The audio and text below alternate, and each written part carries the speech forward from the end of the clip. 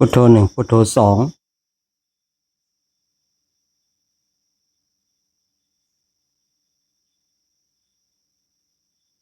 พุทโธหนึ่งพุทโธสอง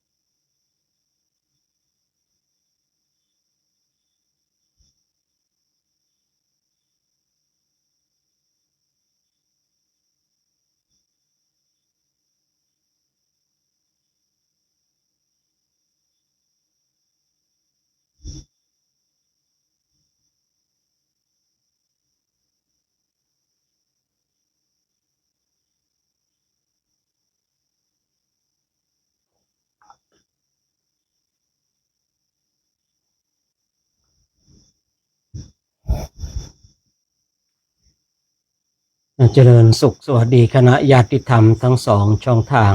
ทุกท่านเนาะวันนี้ก็จะได้เวลาอีกแล้วเนาะที่เราท่านทั้งหลายจะได้มาร่วมกันสวดบทธรรมจักรวัฒนสูตรมาร่วมกันเจริญจิตตภาวนามาร่วมกันสนทนาธรรมในตอนท้ายชีวิตของเราก็ต้องรู้จักการปรับตัวเนาะถ้าเราไม่รู้จักการปรับตัวนี่เราเองแหละจะเป็นผู้ที่ลำบากในที่นี้คือไม่เข้าใจในสังคมไม่เข้าใจในบริบททั้งหลายการปรับตัวเนี่ยเพื่อให้เราปรับให้อยู่ได้และเท่าทันทั้งโลกภายนอกและโลกภายในยิ่งในยุคปัจจุบันนี่นะเป็นยุคของ AI นี่โอ้โหน่ากลัวเหลือเกินนะเขียนคำสั่งไปเนาะอยากให้เป็นอย่างไรก็ได้แต่งชุดอย่างไรก็ได้แต่ว่าใบหน้าคงเดิมอย่างเงี้ยนะผมพูดเองก็ลองไปเล่นดูนะเห็นว่าโอ้โหยุค AI นี่มันสามารถทำอะไรได้หลายๆอย่างเลยฉะนั้นเนี่ยเราจะต้องแยกแยะให้ออกว่าระหว่างคือรูปจริงกับรูป AI นะเพราะว่า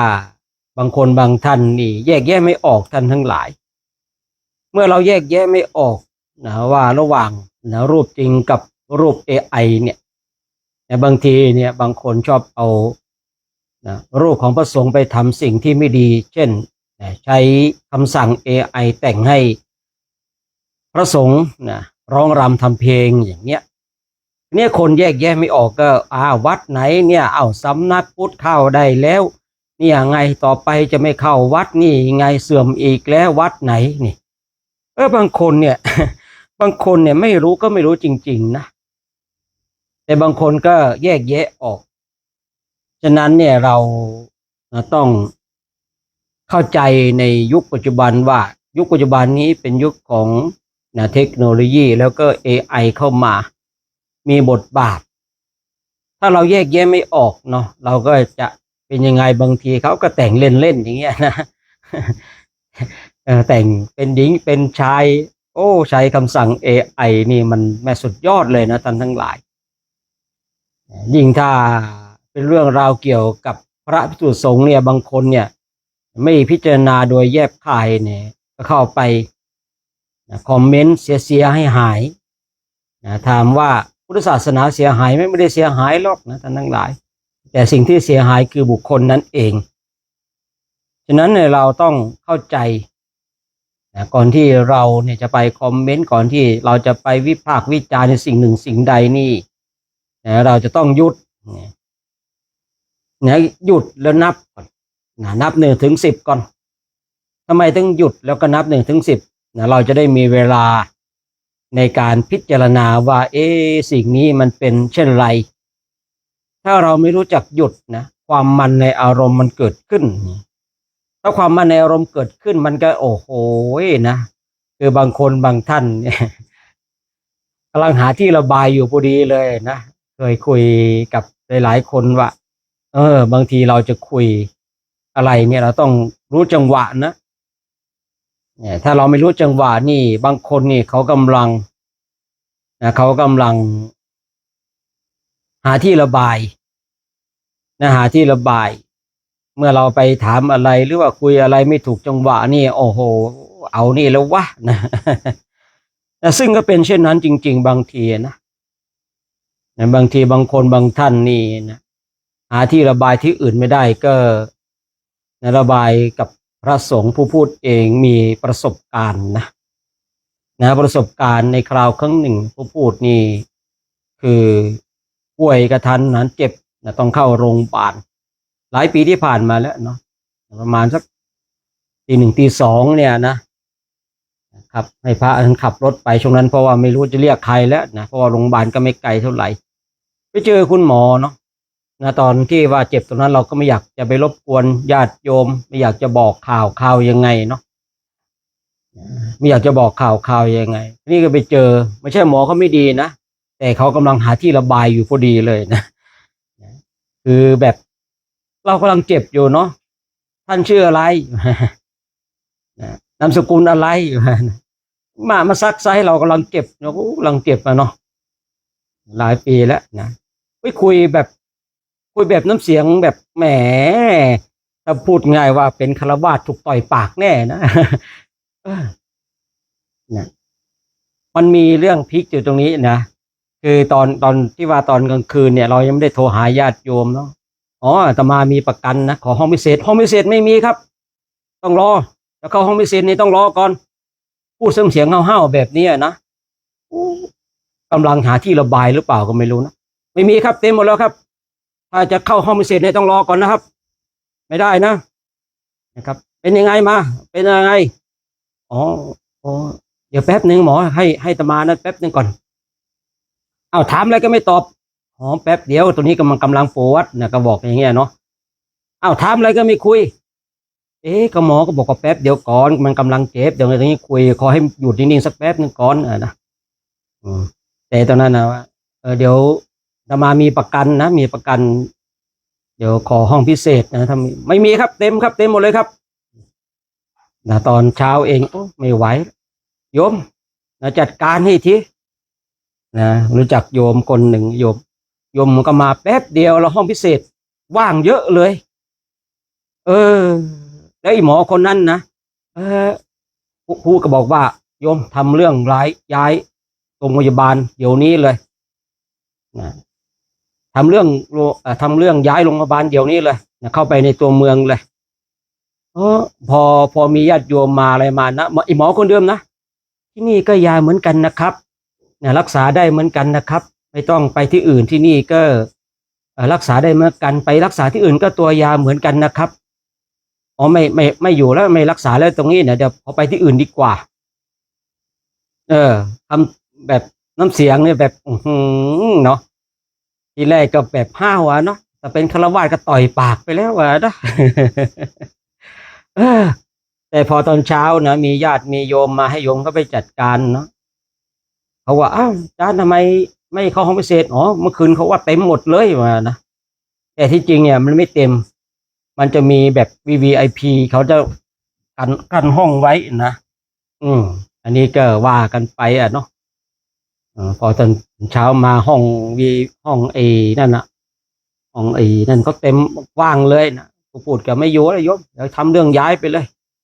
ทำเรื่องย้ายดีกว่าโอ้ยตอนกลางคืนเนี่ยคุยแบบเสียงห้าวเลยผู้พูดเขาสงสัยกำลังเครียดเนาะ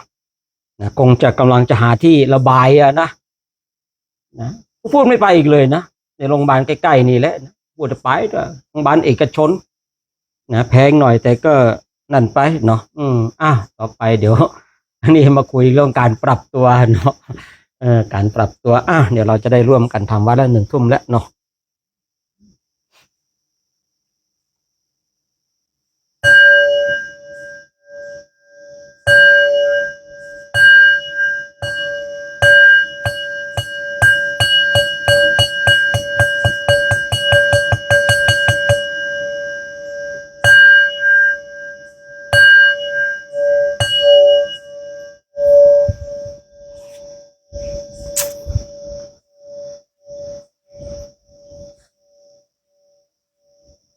ต่อไปเดี๋ยวเราจะได้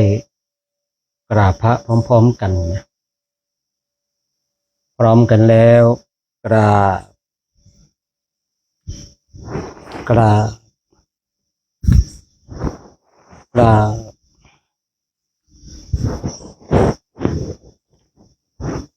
โยโสภะคะวาอะระหังสัมมาสัมพุทโธสวากขาโตเยนะภะคะวตาธัมโมโสปฏิปันโนยาสะภะคะวะโตสาวกสังโฆ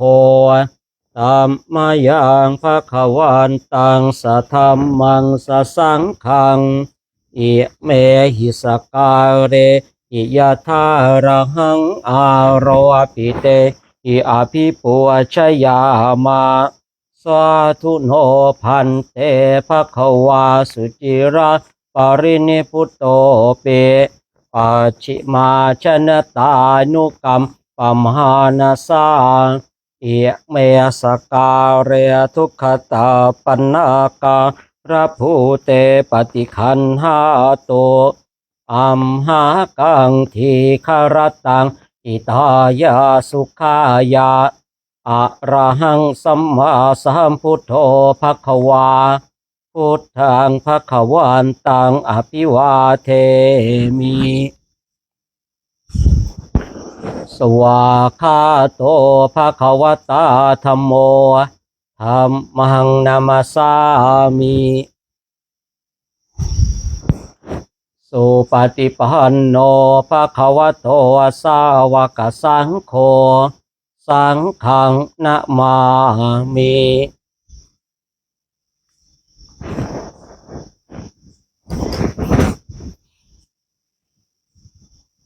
ทุกๆวันเนาะก่อนที่เราจะสวดบทธรรมจักรกันนี่เราก็จะมีการเชิญเทวดามาร่วมสวดธรรมจักรกับเราหรือว่าเชิญเทวดามาฟังเราสวดธรรมจักรนะ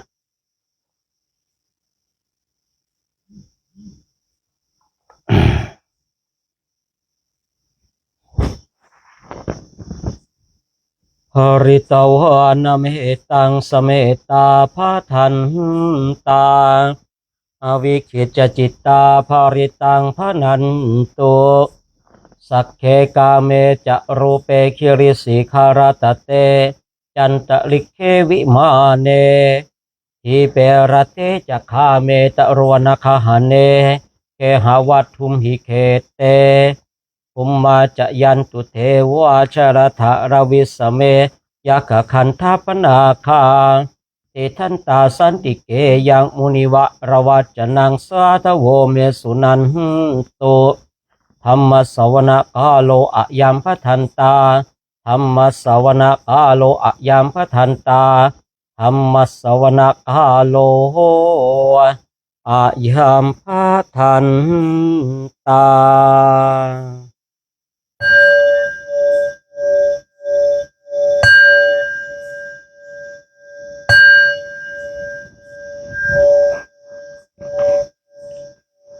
นะโมตัสสะภะคะวะโต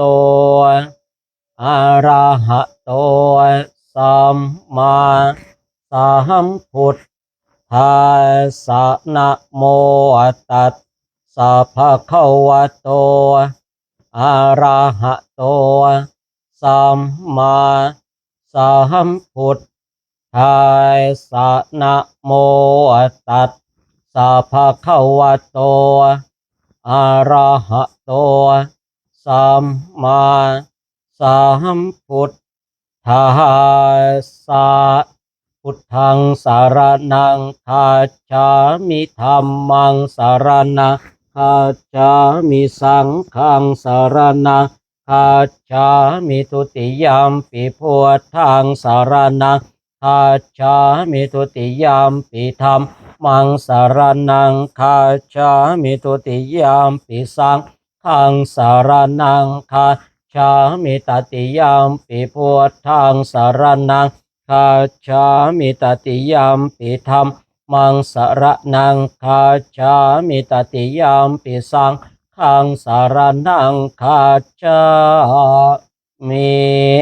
เมตตายภิกขเวเจโตวิมุตติยาอาเสวิตายภาวิตายปหุริกตายยาเนกตายวาตุกตายอโนติตายปริจิตายสุสมาราธายเอกาตัสสานิสังสาปาติกังคากตเมเอกาตตสุขังสุติปสุขังสุปฏิอุจตินปาปกังสุปินังปัสสติมนุสานังปิโยโหติอมนุสานังปิโยโหติเทวตาราขันตินาสอากิวาวิสังวาสาตังวากรรมติตัวตังจิตตังสมาธิยติมุขวันโนเวปัสสิสติอสัมมูลโหกาลังกโรนติอุตริงอาปฏิวิชันโตพระมโลกุปโคโหติเมตตายภิกขเวเจโตวิมุตติยาอาเสวิตายภาวิตายปหุริกตายยานิกตายวาทุกตายอโนติตายปริจิตายสุสมาราธายอิเมเอกาตสานิสังสาปาติกังคาติอิธรรมโวจะปะคะวาอาตมนาเตเอโกปะคะวะโตภาสิตังอภินันทุนเตต่อไปเราจะได้สวดบทธรรมจักรกันนะเอวัมเมสุตังเอกังสมยังภควาภาราณสิยังวิหารติอิสิปตันเนมิกทาเยตัตระโคภควาปัญจวาคิเยภิกขุอามันเตสิทเวเมภิกขเวอันตาปาปชิตเตนะนะเสวิตัพพายโยจายังกาเมสุกามาสุขลิกานุโยโคหิโนคัมโมโปตัวชนิโกอนาริโยอนาถสันหิโตโยจายังอาตกิรมัทานุโยโคโตโคอนาริโยอนาถสันหิโตเอเตเตภิกขเวอุปหันเตอนุปคัมมามาจิมาปฏิปทาตถาคเตนะอภิสัมพุทธาจากุการณิยานการณิอุปสมายะอภิญญายสัมโพธายนิพานายสังวัตติกตมาจะสาภิกขเวมัชฌิมาปฏิปทาตถาคเตนะอภิสัมพุทธาจากุการณิยานการณิอุปสมายะอภิญญายสัมโพธายนิพานายสังวัตติอยัมเอวะอริโยอัตถังคิโกมะโคเสยทิทังสัมมาทิฏฐิสัมมาสังกัปโปสัมมาวาจาสัมมากัมมันโตสัมมาอาชีวสัมมาวายาโมสัมมาสติสัมมาสมาธิอยังโคสาภิกขเวมัชฌิมาปฏิปทาตถาคเตนะอภิสัมพุทธาจักขุการณิยานการณิอุปสมายะอภิญญายสัมโพธายนิพานายสังวาตติอิทังโคปนาภิกขเวทุกขังอริยสัจจังชาติปิทุกขาชราปิทุกขามรณะปิทุกขังโสกปริเทวทุกขโทมนาสุปายาสาปิทุกขาอาปิเยหิสัมปโยโคตุโคปิเยหิวิปโยโคตุโคยัมปิชังนรปฏิตามปิทุกขังสังกิเตนปัญจุปาทานขันธาตุ ขาอิทังโคปนาภิกขเวทุกขสมุทัยโยอริยสัจจังญายังตันหาปวโนภวิกานันทิราคสหคตาตัตตาราตัตตาราพินันทิเนียเสยยติทางกามตันหาภวตันหาวิภวตันหาอิทังโคปนาภิกขเวทุกขนิโรโธอริยสัจจังโยตัสสาเยวตันหายะอเสสวิราคะนิโรโธจาโคปติเนสัโคมูติอนาลโยอิทังโคปนาภิกขเวโทขะนิโรธคามิเนียปฏิปทาอริยสัจจังอายเมวะอริโยอาทังคิโกมัคโคเสยยติทังสัมมาทิฏฐิสัมมาสังกัปปะสัมมาวาจาสัมมากัมมันโตสัมมาอาชีวสัมมาวายาโมสัมมาสติสัมมาสมาธิอิทังทุกขังอริยสัจจันติเมภิกขเวบุพเพอนันโนสุเตสุธรรมเมสุจาคุงอุตตปาทิยานังอุตตปาทิปัญญาอุตตปาทิวิชชาอุตตปาทิอาโลโกอุตตปาทิตังโคปนิทังทุกขังอริยสัจจังปริญเยยันติเมภิกขเวบุพเพอนันโนสุเตสุธรรมเมสุจาคุงอุตตปาทิยานังอุตตปาทิปัญญาอุตตปาทิวิชชาอุตตปาทิอาโลโกอุตตปาทิตังโคปนิทังทุกขังอริยสัจจังปริญญาตันติเมภิกขเวบุพเพอนันโนสุเตสุธรรมเมสุจักขุงอุตตปาทิยานังอุตตปาทิปัญญาอุตตปาทิวิชชาอุตตปาทิอาโลโกอุตตปาทิอิทังทุกขสมุทัยโยอริยสัจจันติเมภิกขเวบุพเพอนันโนสุเตสุธรรมเมสุจักขุงอุตตปาทิยานังอุตตปาทิปัญญาอุตตปาทิวิชชาอุตตปาทิอาโลโกอุตตปาทิตังโคปนิทังทุกขสมุทัยโยอริยสัจจังปหาตัพพันติเมภิกขเวบุพเพอนันโนสุเตสุธรรมเมสุจักขุงอุตตปาทิยานังอุตตปาทิปัญญาอุตตปาทิวิชชาอุตตปาทิอาโลโกอุตตปาทิตังโคปนิทังทุกขสมุทัยโยอริยสัจจังปหินันติเมภิกขเวบุพเพอนันโนสุเตสุธรรมเมสุจักขุงอุตตปาทิยานังอุตตปาทิปัญญาอุตตปาทิวิชชาอุตตปาทิอาโลโกอุตตปาทิอิทัง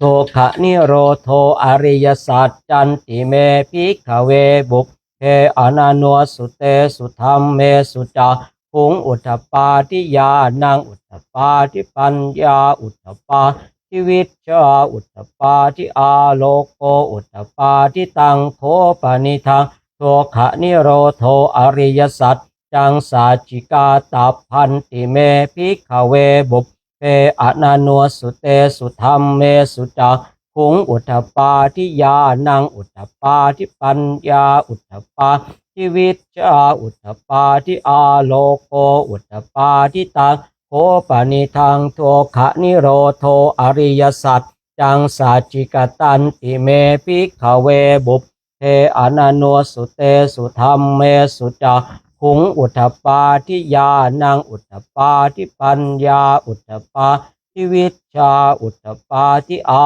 โลโกอุตตปาทิอิทังทุกขนิโรธคามิเนียปฏิปทาอริยสัจจันติเมภิกขเวบุพเพอนันโนสุเตสุธรรมเมสุจักขุงอุตตปาทิยานังอุตตปาทิปัญญาอุตตปาทิวิชชาอุตตปาทิอาโลโกอุตตปาทิตังโคปนิทังทุกขนิโรธคามิเน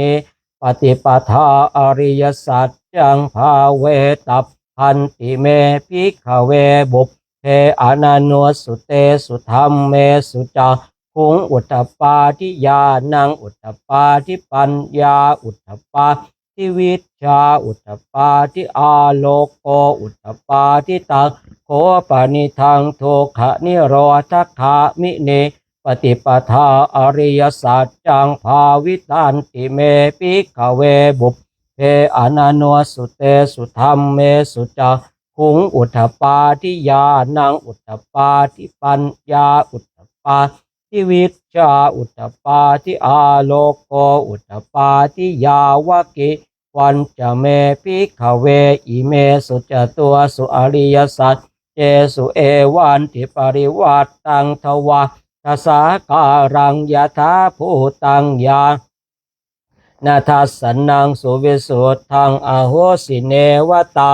วาหังภิกขเวสเทวะเกโลเกสมาระเกสพรามะเกสาสมณพรามณิยาปัจจายสเทวมนุษย์สายะอนุตตรังสัมมาสัมโพธิงอภิสัมพุทโตปัญจัญญาสิงยโตจะโคเมภิกขเวอิเมสุจตุสุอริยสัจเจสุเอวันติปริวาตังทวาตสาการังยถาภูตังยานาทัสสนังสุเวโสทังอโหสิอัฏฐาหังภิกขเวสเทวะเกโลเกสมาระเกสพรามะเกสาสมณพรามณิยาปัจจา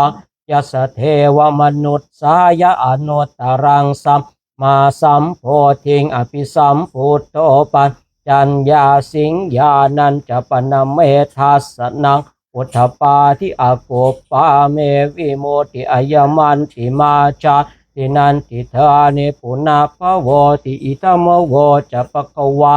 อาตมันอาปัญจวาคิยาภิกขุปะคะวะโตภาสิตังอภินันทุงอิมันสมินจะปนเวยากรณัสสมิงพันยมาเนอายาสมโตโกทัญญาสวิรัชังเวตมรังธรรมมาจากขุงอุทธปาทิยังกินติสมุทัยธรรมมังสัพพันตังนิโรธธรรมมันติปวัตติเตจะภควตาธรรมจากเกภูมิมหาเทวาสาธรรมโนสาเวสุงเอตัมภควตาภา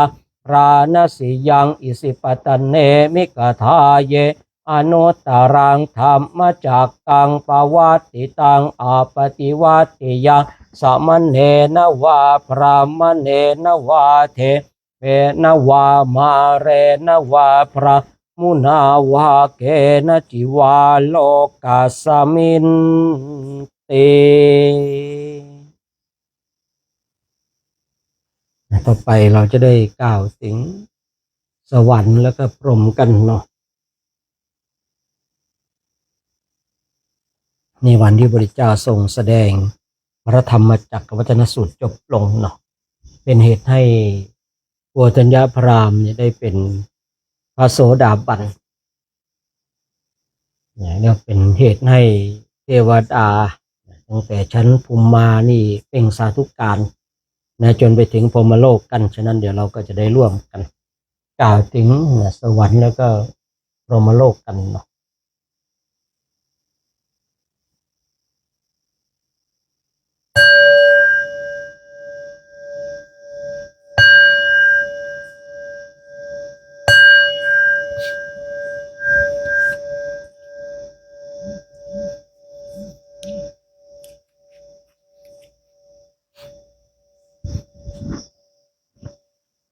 ภูมิมหานังเทวานังสัตทังสุตวาชาตุมหาราชิกาเทวาสัทธมโนสาเวสุงจาตุมหาราชิกานังเทวานังสัตทังสุตวาทาวติงสาเทวาสัทธมโนสาเวสุงตาวติงสานังเทวานังสัตทังสุตวายามาเทวาสัทธมโนสาเวสุงยามานังเทวานังสัตทังสุตวาตุสิตาเทวาสัทธมโนสาเวสุงตุสิตานังเท วานังสัตทังสุตวานิมานารติเทวาสาธรรมโนสาเวสุงนิมมานารตินังเทวานังสัตทังสุตวาปรเนมิสวสวัตติเทวาสาธรรมโนสาเวสุงปรเนมิสวสวัตตินังเทวานังสัตทังสุตวาพระมปริสัทชาเทวาสัตธรรมโนสาเวสุงพระมปริสัทชานังเทวานังสัตตังสุตวาพระมปโลหิตาเทวาสัทธรรมโนสาเวสุงพระมปโลหิตานังเทวานังสัตทังสุตวามหาพรหมาเทวาสัทธรรมโนสาเวสุงมหาพรหมานังเทวานังสัตทังสุตวาปเรตตาภาเทวาสัทธรรมโนสาเวสุงปเรตตาภานังเทวานังสัตทังสุตวังอัปปมานาภาเทวาสัทธรรมโนสาเวสุงอัปปมานาภานังเทวานังสัตทังสุตวังอาภัสสราเทวาสัทธรรมโนสาเวสุงอาภัสสรานังเทวานังสัตทังสุตวาปเรตสุภาเทวาสัทธรรมโนสาเวสุงปเรตสุภานังเทวานังสัตทังสุตวาอัปปมาณสุภาเทวาสัทธรรมโนสาเวสุงอัปปมาณสุภานังเทวานังสุตเทวานังสัตทังสุตวาสุภกินนหกาเทวาสัทธรรมโนสาเวสุงสุภกินนหกานังเทวานังสัตทังสุตวาเวหาภลาเทวาสัทธรรมโนสาเวสุงเวหาภลานังเทวานังสัตทังสุตวาอวิหาเทวาสัทธรรมโนสาเวสุงอวิหานังเทวานังสัตทังสุตวังอัตตปปาเทวาสัตธรรมโนสาเวสุงอัตตปปานังเทวานังสัตทังสุตวาสุทัสสาเทวาสัตธรรมโนสาเวสุงสุทัสสานังเทวานังสัตทังสุตวาสุทัสสีเทวาสัทธรรมโนสาเวสุงสุทัสสีนังเทวานังสัทธังสุตวังอากาเนทกาเทวาสัทธรรมโนสาเวสุงเอตัมภควตาภาราณสิยังอิสิปตเนมิกทาเยอนุตตรังธรรมมาจากกังปวัตติตังอาปฏิวัติยังสมณเณนวาพรามเณนวาเทเวนวามาเรนวาพรามมุนาวาเกณจิวาโลกัสสมินเตอิติหะเตนะคันเทนะเตนะโมโหเตนะยาวะพรามโลกาสะโตกอาพุนขันจิอายันจะทัสสะหะสีโลกธาตุสังกัมปิสังปะกัมปิสัมปะเวทิอัปปมหาโนจะโอลาโลโอภาโซโลเกปะตุระโหสิอติกัมเมวะเทวานังเทวานุภาวังอัตโคปะควาอุทานังอุทาเนสิอัญญาสิวัตโพโกทันโยอัญญาสิวัตโพโกตันโยติอิติหิทังอายาสมโตโกทันยาสอัญญาโกทันโยตเววนามัง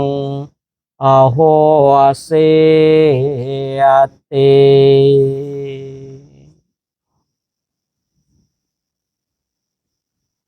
การสวด นะธรรมจักรของเราก็จบเพียงเท่านี้เนาะ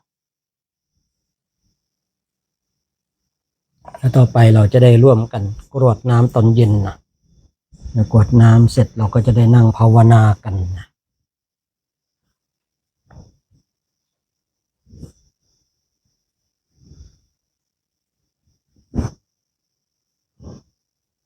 อันธรรมยังอุดิสนาทิธานาคาทายโย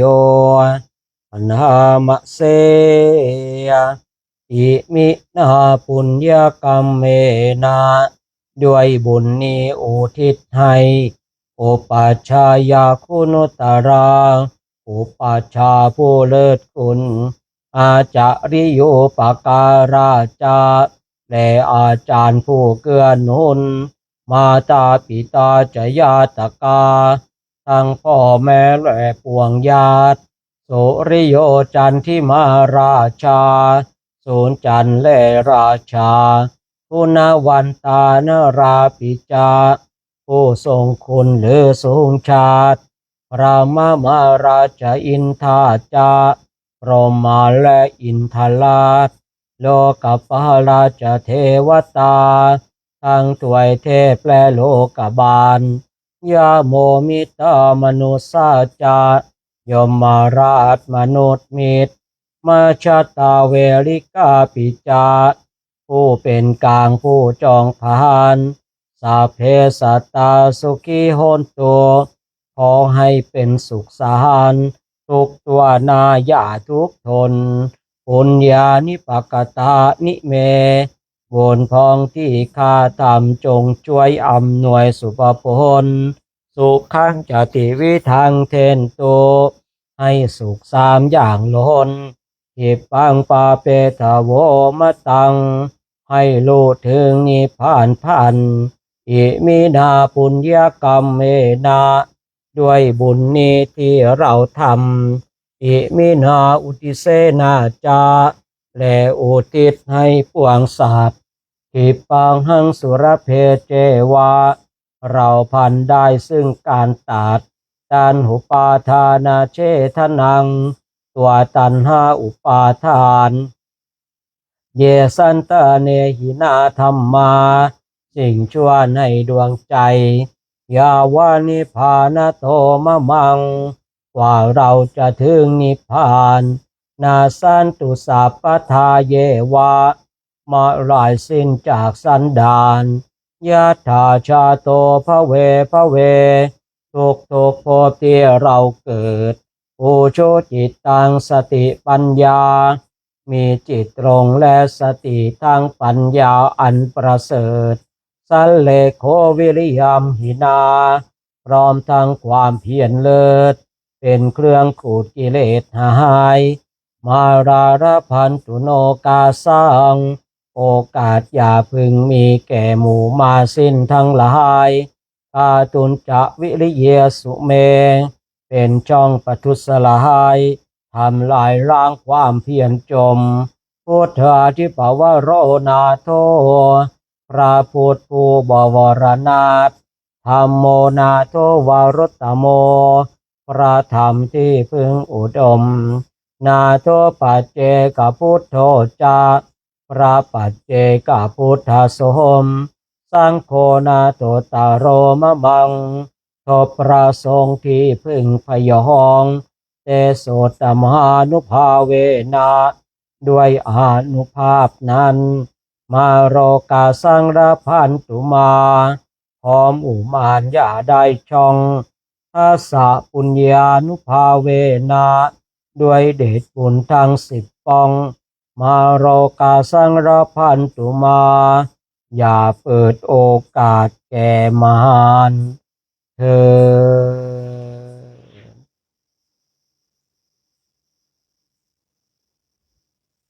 การสวดมนต์ของเราก็สมมติยุติไว้เพียงเท่านี้และต่อไปก็จะได้อธิษฐานการเจริญจิตตภาวนาให้เราท่านทั้งหลายว่าตามนะอิมังกรรมฐานังอธิษฐามิทุติยัมปิอิมัง กรรมฐานังอธิฐามิตติยัมปิอิมังกรรมฐานังอธิฐามิข้าพเจ้าขออธิษฐานการเจริญจิตตภาวนาแม้แต่ครั้งที่สองแม้แต่ครั้งที่สามข้าพเจ้าจะตั้งอกตั้งใจในการเจริญจิตตภาวนาในคราวครั้งนี้ด้วยเถิด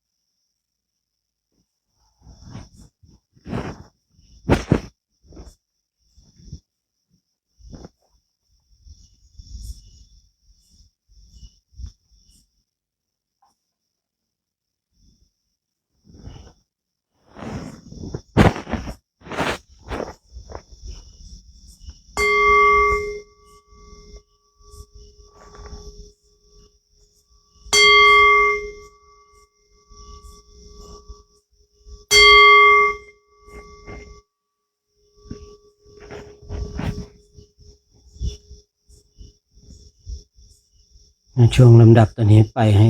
เราท่านทั้งหลายพากันเจริญจิตตภาวนากันสักระยะหนึ่งให้เรานั่งเท้าขวาทับเท้าซ้ายมือขวาทับมือซ้ายยืดกายให้ตรงดำรงสติเฉพาะหน้าของเราการเจริญจิตตภาวนานี่สำคัญที่สติสำคัญที่สัมปชัญญะในเบื้องต้นเมื่อเรามีสติมีสัมปชัญญะแล้ว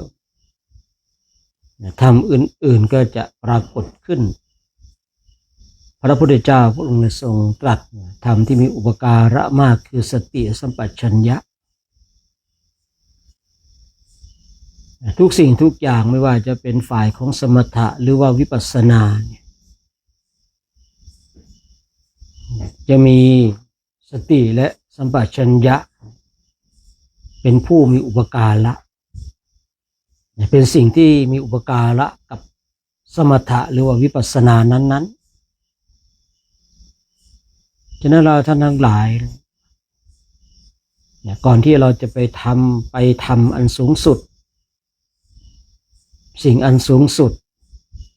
เราต้องมาดูก่อนว่าณเวลานี้เรามีสติมีสัมปชัญญะมากน้อยขนาดไหนบางทีเนี่ยเราก็ใช้สติสัมปชัญญะของเรามาพิจารณาในสิ่งทั้งหลายบางสิ่งบางอย่างนี่เราก็ต้องมาเตรียมความพร้อมหนึ่งที่เราจะต้องมาเตรียมกันคืออะไรความพร้อมที่เราจะต้องพัดพรากจากของรักของชอบใจไม่มีบุคคลใดที่เกิดมา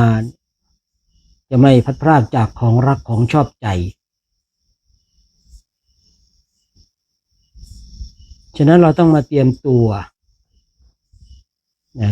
ที่เราจะมาพัดพรากจากของรักของชอบใจเราต้องใช้สติสัมปชัญญะของเราพิจารณาอย่างลึกลงไปสิ่งใดที่เราชอบอกชอบใจสิ่งใดที่เรารักเฝ้าทนุถนอมหวงแหนไม่ช้าก็เร็วสิ่งเหล่านั้นก็ต้องจากเราไปอย่างแน่นอน คือถ้าสิ่งนั้นไม่จากเราเราก็จะจากสิ่งนั้นเพราะไม่มีสิ่งหนึ่งสิ่งใดที่มันจีรังยั่งยืนคงทนถาวรตลอดไปที่มีคำหนึ่งที่พูดชอบใจมากคนเราเนี่ยไม่จากเป็นก็จากตายชีวิตของคนเราเนี่ยที่จะจากออกจากกันเนี่ยบางคนก็จากเป็นคือจากเป็นบางทีก็ไม่ได้มาพบมาเจอต้องระหกระเหินบางคนก็ต้องระหกระเหินไปอยู่ต่างแดนต่างที่นู่นที่นี่ไม่ได้อยู่ใกล้ชิดกัน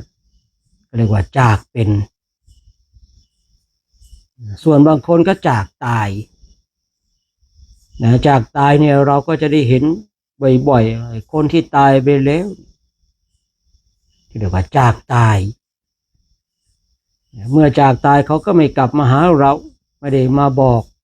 ว่ามันทุกข์หรือสุขอย่างไรเคยมีพระเจ้าปายาสิอยากจะรู้ว่าคนเนี่ยทำบุญสุนทานเวลาตายไปแล้วจะเป็นอย่างไรรู้เลยพระเจ้าปายาสีว่าคนเนี้ยเป็นคนใจบุญจะตายก็ไปสั่งไว้ว่าเมื่อตายไปแล้วกลับมาบอกด้วยก็แล้วกันว่ามันเป็นอย่างไรพระเจ้าปายาสีก็รอแล้วรออีกรอแล้วก็ไม่มาบอกเท่านั้นยังไม่พอเห็นคนที่ทำความชั่วทำสิ่งที่ไม่ดีพระเจ้าปายาสีก็เข้าไปบอกอีกสั่งไว้ว่าเมื่อตายไปแล้วเนี่ยกลับมาบอกด้วยว่าเป็นอย่างไรชีวิตหลังความตายพระเจ้าปายาสีก็รอแล้วรออีกก็ไม่กลับมาบอกเลยพระเจ้าปายาสีอยากจะรู้จนวันหนึ่งได้มีพระชื่อว่ากุมารกัสสปะมาไขข้อข้องใจในเรื่องทำไมคนดีเนี่ยตายไปแล้วทำไมไม่เห็นกลับมาบอกขนาดสั่งไว้แล้วทำไมคนไม่ดีเนี่ยตายไปแล้วก็ทำไมไม่กลับมาบอกขนาดสั่งไว้แล้วพระกุมารกัสสปะก็เลยไขข้อข้องใจฉะนั้นคนเราท่านทั้งหลายเราต้องมาเตรียมความพร้อมสิ่งใดที่เรารักสิ่งใดที่เราหวงแหนสิ่งใดที่เราชอบอกชอบใจในวันใดวันหนึ่งเขาก็จากเราไปหรือเราอาจจะจากสิ่งนั้นไปแต่เราควรจะทำใจของเราว่า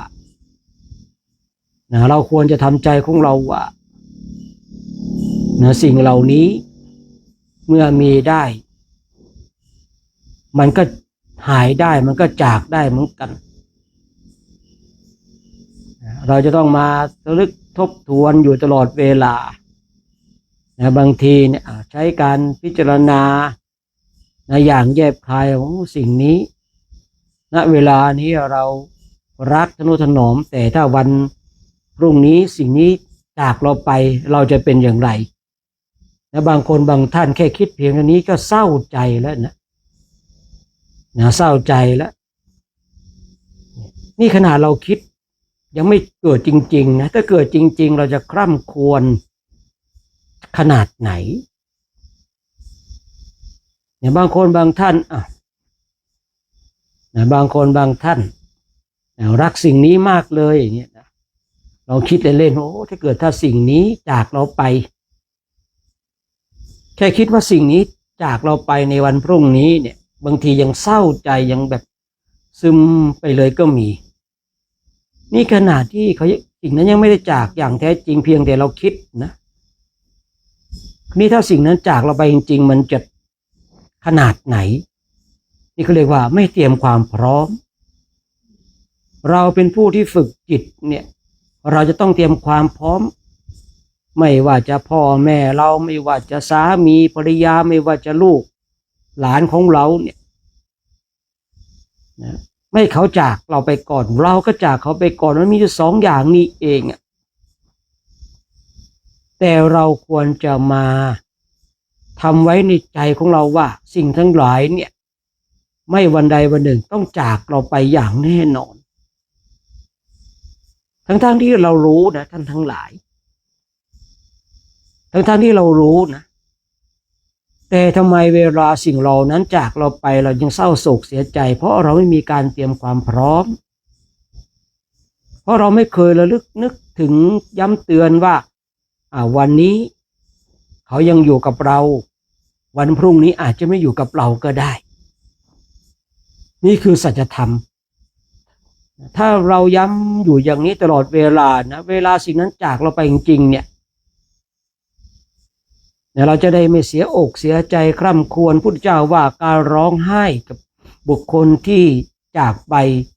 ไม่ได้ทำให้เขาเนี่ยมีความสุขเลยไม่ได้ทำให้บุคคลนั้นเนี่ยฟื้นคืนชีพขึ้นมาพระพุทธเจ้าพระองค์ทรงตรัสไว้การคร่ำครวญร้องห่มร้องไห้เศร้าโศกเสียใจกับบุคคลที่ตายไปไม่เกิดประโยชน์อะไรเลยทั้งที่เราก็รู้ว่าไม่วันใดวันหนึ่งสิ่งเหล่านี้ต้องจากเราไปอย่างแน่นอนแต่เราไม่มีการทำใจเราไม่มีการมาระลึกทบทวนพิจารณาอย่างแยบคายในบางทีเนี่ยเราต้องมาทบทวนเรื่องนี้บ้างนะทำไมผู้พูดจึงให้เรามาทบทวนเพราะว่าเมื่อถึงวันนั้นจริงๆเนี่ยเราจะได้มีสติมีสัมปชัญญะ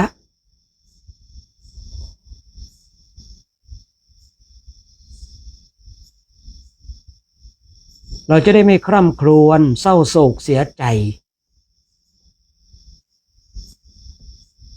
แต่มันอาจจะใจหายนิดนึงมีความแบบเศร้าๆอยู่ในใจอันนี้เป็นเรื่องปกตินะแต่ว่าถ้าเราคร่ำครวญเศร้าโศกเสียใจพิไรรำพันเนี่ยเราลองพิจารณาว่ามันเกิดประโยชน์อะไรเราได้อะไรจากสิ่งนั้นมันไม่มีประโยชน์เลยเราไม่ได้อะไรจากสิ่งนั้นเลยการที่เราต้องมาทบทวนมาพิจารณาบางทีเรานั่งไปกับบุคคลนั้นเป็นที่รักของเรามีพ่อมีแม่มีสามีมีภรรยามีบุตรธิดาบุคคลเหล่านี้อันเป็นที่รักของเราทั้งนั้นแต่ถ้าวันพรุ่งนี้เขาจากเราไปเราจะเป็นอย่างไรถ้าเราเศร้าโศกเสียใจบุคคลเหล่านั้นจะฟื้นคืนชีพมาไหมคือเราต้องมาย้ำเตือนมาย้ำเตือนเพื่อให้เราเห็นความเป็นจริงว่าชีวิตของคนเรามีความพลัดพรากเป็นเรื่องของธรรมดาสิ่งเหล่านี้เป็นเรื่องธรรมดาที่เราจะต้องมาพบเจอกับความพลัดพรากจากของรักของชอบใจพุทธเจ้าพระองค์ทรงตรัสว่าสิ่งเหล่านี้เป็นเรื่องธรรมดาแต่ปุถุชนผู้ไม่มีการพิจารณาก็จะเห็นสิ่งเหล่านี้ว่ามันไม่ใช่เรื่องธรรมดาจึงเข้าไปเศร้าโศกเสียใจพิไรรำพันเพราะเราได้สูญเสียของรักของชอบใจท่านทั้งหลายลองพิจารณาดูว่าไอ้สิ่งที่เรารักกับสิ่งที่เราเกลียดเนี่ยเมื่อถึงเวลามันก็ต้องจากเราไปไม่จากเป็นก็จากตายอย่างที่ได้กล่าวไว้จะรักขนาดไหนเมื่อถึงเวลามันก็ต้องจากไม่จากเป็นก็จากตายจะเกลียดขนาดไหนเมื่อถึงเวลาไม่จากเป็นก็จากตายนี่คือสัจธรรมที่เราจะต้องมาเรียนรู้ ยิ่งเราเป็นผู้ฝึกปฏิบัติธรรมกรรมฐานเนี่ยต้องมาระลึกต้องมาทำใจอย่างนี้บ่อยๆว่าไม่เขากับเราอ่ะมันต้องจากกันไปสักวันหนึ่งคราวนี้เมื่อบางทีเนี่ยเรามาพิจารณาอย่างเนี้ยมันก็จะมีข้อดีคือที่ว่าทำให้เราเข้าใจในการเวียนว่ายตายเกิดและมันจะทำให้เราเนี่ยเมื่อยังมีชีวิตยังมีบุญสัมพันธ์ต้องมอบสิ่งดีๆให้กันและกันเพราะวันพรุ่งนี้เขาอาจจะไม่อยู่ที่ทำให้เรามอบสิ่งดีๆให้กับเขาวันนี้เนี่ยเขายังอยู่กับเราอยู่เราก็ต้องมอบสิ่งดีๆให้กับเขาวันพรุ่งนี้ที่ผู้พูดเคยบอกว่าวันพรุ่งนี้ไม่มีสำหรับเราต้องคิดอย่างนี้อยู่ตลอดเวลาอย่าคิดว่าเราจะมีวันพรุ่งนี้วันพรุ่งนี้ไม่มีสำหรับเราเพียงแต่เรามาทำใจเพียงเท่านี้ปุ๊บเนี่ยมันจะเป็นเครื่องเตือนจิตเตือนใจของเราไม่ให้เราประมาทในเพียงแต่เราคิดว่าวันพรุ่งนี้ไม่มีสำหรับเราเมื่อวันพรุ่งนี้ไม่มีสำหรับเราแล้ววันนี้เราต้องรีบทำในสิ่งที่ดีๆคนทั้งหลายที่มีบุญสัมพันธ์กับเราเราก็ต้องมามอบสิ่งดีๆให้กับเขาพ่อแม่ก็ดีสามีภรรยาก็ดีลูกหลานก็ดี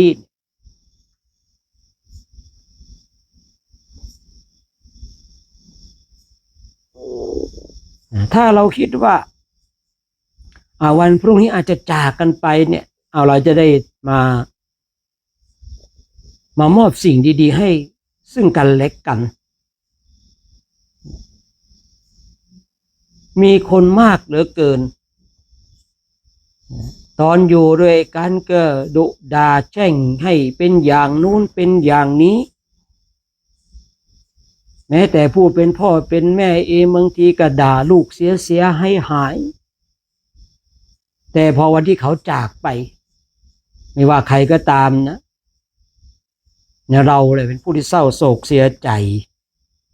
เนี่ยเราก็จะมีความคิดว่าโอ้เรายังไม่ได้ทำสิ่งนั้นสิ่งนี้ให้เลยนี่เพราะว่าเราเนี่ยไม่มีการเตือนจิตเตือนใจของเราไม่มาย้ำเตือนว่าชีวิตของเราไม่มีในวันพรุ่งนี้วันพรุ่งนี้ไม่มีสำหรับเราคือการที่เรามาพิจารณามายกจิตเป็นเช่นนี้เพื่อเตรียมความพร้อมนะท่านทั้งหลายเตรียมความพร้อมกับการพัดพรากจากของรักของชอบใจเมื่อสิ่งนั้นยังไม่ได้พัดพรากจากเราไปมันก็เป็นเรื่องที่ดีที่ในแต่ละวันเราได้มอบสิ่งดีๆให้กับคนที่เรารัก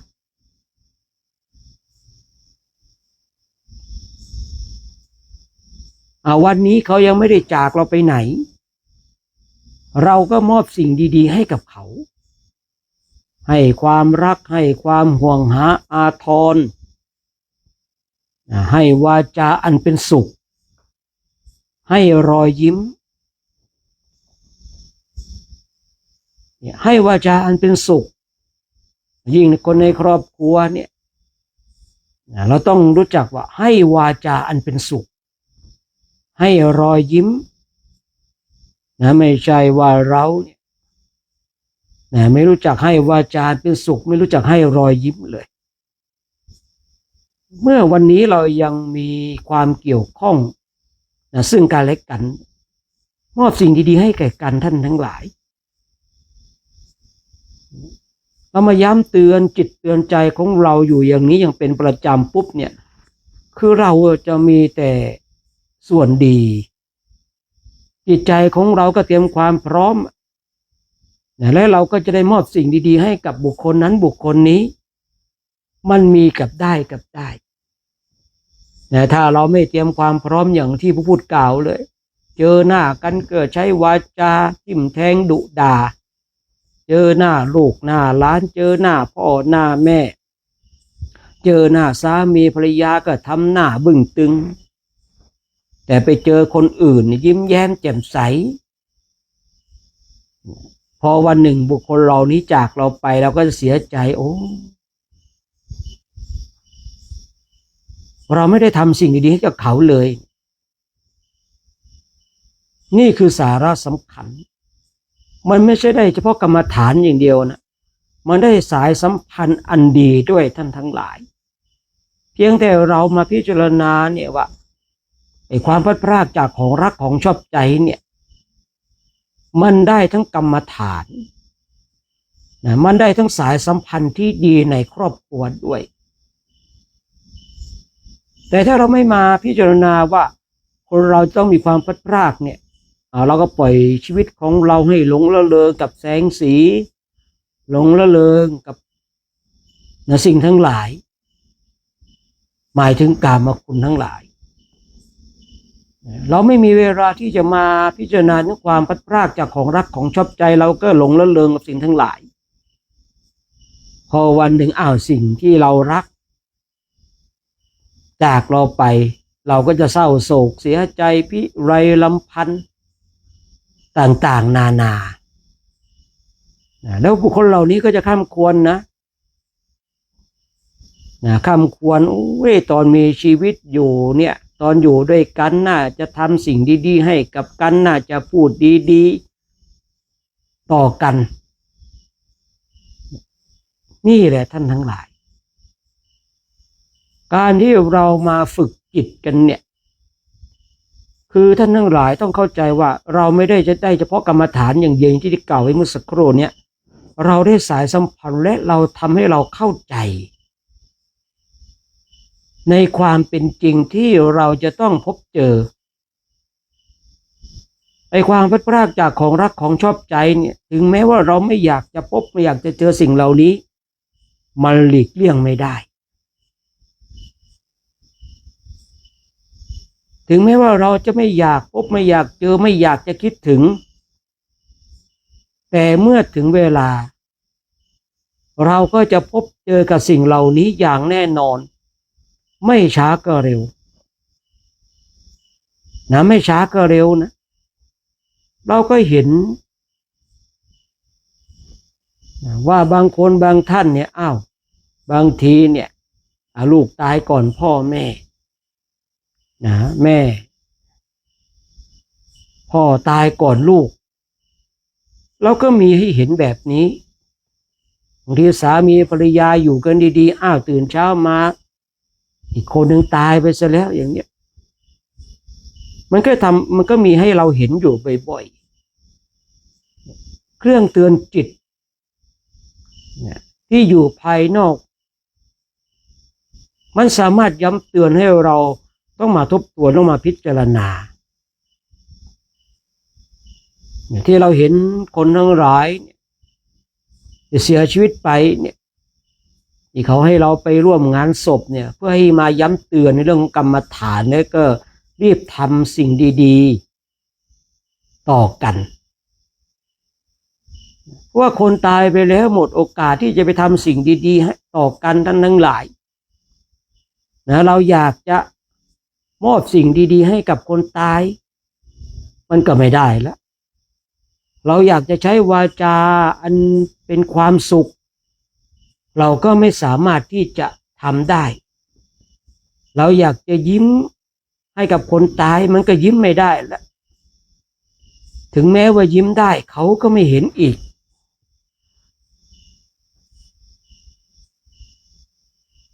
ทำไมพระพุทธจึงนำเรื่องของการพลัดพรากจากของรักของชอบใจมาเตือนสติให้กับเราท่านทั้งหลายเพราะว่าเราจะได้มาทบทวนมาพิจารณากันบ้างบางช่วงบางขณะบางทีบางวันจิตของเราเนี่ยมันไม่สามารถจะเข้าสู่ความสงบได้แล้วก็ยกสิ่งเหล่านี้มาพิจารณามาย้ำเตือนท่านทั้งหลายลองไป คิดเล่นๆนะนี่ขอประทานอภัยนะแต่ก็จำเป็นต้องพูดว่าเราไม่คิดเล่นๆว่าเกิดพรุ่งนี้พ่อแม่เราตายจะเป็นอย่างไรวันพรุ่งนี้ลูกเราตายเราจะเป็นอย่างไรผู้พูดเชื่อว่าแวบแรกเลยจิตของเราเนี่ยมันจะซึมมันจะเศร้าเลยมันจะเห็นอาการของจิตเลยเห็นอาการของจิตที่มันแบบไม่อยากให้เกิดสิ่งเหล่านี้เพียงแต่คิดยังไม่อยากจะคิดเลยเนี่ยบางคนบางท่านเอาคิดเช่นนี้แล้วแช่งให้พ่อให้แม่ให้ลูกให้หลานตายหรือเปล่าคือไม่ต้องแช่งมันก็ตายท่านทั้งหลายเมื่อถึงเวลาชีวิตของคนเราเมื่อถึงเวลาเนี่ยมัจจุราชมันก็เอาไปเองมันไม่ได้ตายเพราะการที่เราคิด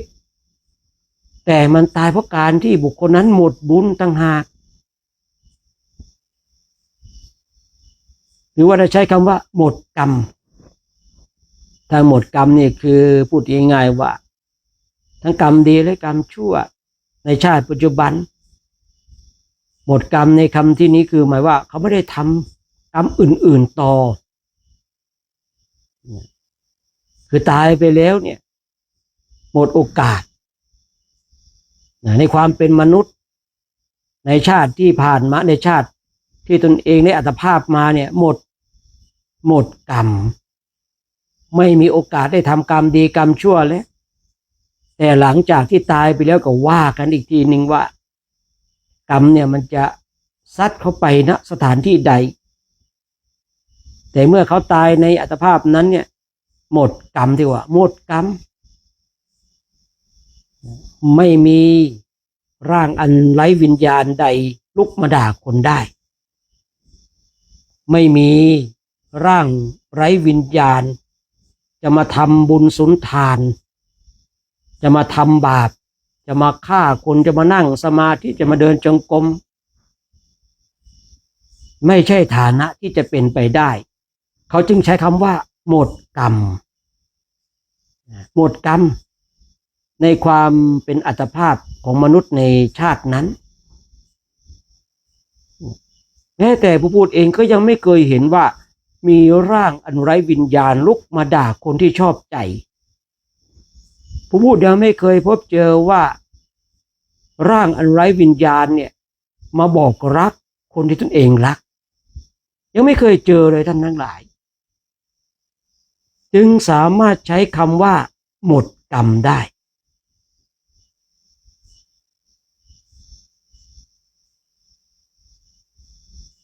ร่างอันไร้วิญญาณที่เขาบอกว่าก็เปรียบเสมือนกับท่อนไม้มันก็เป็นเช่นนั้นจริงๆนะเนาะฉะนั้นย้อนกลับมาว่าให้เราท่านทั้งหลายเนี่ยนะบางช่วงบางเวลาก็ให้เรามาพิจารณามาย้ำเตือนยิ่งถ้าเราแค่คิดนะจิตของเรายังแวบจิตของเรายังหายเนี่ยเราต้องมาทบทวนบ่อยๆมาย้ำเตือนบ่อยๆนะถ้าเกิดเหตุการณ์นั้นจริงๆแล้วเนี่ยเราจะได้มีสติเราจะได้มีสัมปชัญญะเพราะว่าการเตรียมความพร้อมสำหรับตัวของเราเองมันก็จะเป็นผลดีกับตัวเราอย่างที่ได้กล่าวไว้เมื่อสักครู่นี้ว่ามันทำให้เรามีกรรมฐานด้วยและทำให้เราได้สายสัมพันธ์ที่ดีกับคนรอบข้างรอบกายของเราเราก็พยายามที่จะมอบสิ่งดีๆให้แก่กันและกันอย่างที่ได้กล่าวไว้เมื่อสักครู่ให้รอยยิ้มให้วาจาอันเป็นสุขสิ่งเหล่านี้เป็นสิ่งที่เราจะได้รับจากการที่เรามาพิจารณาในเรื่องของความพลัดพรากจากของรักของชอบใจเป็นเรื่องธรรมดานี่เป็นเรื่องธรรมดานะท่านทั้งหลายเราจะต้องมาเรียนรู้มาทำความเข้าใจในเรื่องของธรรมดา ให้มันเป็นเรื่องธรรมดาให้มันเป็นเรื่องธรรมดาอย่างแท้จริงคือบางคนบางท่านญาติสูญเสียไปถ้าเราไม่ร้องไห้เดี๋ยวเขาจะหาว่าเราเนี่ยไม่รักอันนี้เขาว่าคนโดยส่วนมากถือกติผิดว่าคนตายไปเราต้องร้องไห้อันนี้ถือเป็นคติที่ผิดมากๆเลยนะคือท่านทั้งหลายคนตายไปเนี่ยพูดง่ายๆว่าคือสายสัมพันธ์เนี่ยมันก็ยังมีอยู่นะเช่นมีโยมคนหนึ่งก็แล้วกันลูกเขาตายนะลูกเขาตายเขาเนี่ยลูกเขาตายปุ๊บเนี่ยเขาก็ฝันถึงลูกเห็นลูกเขาร้องไห้พอตนเองฝันว่าเห็นลูกตนเองร้องไห้ตนเองก็ร้องไห้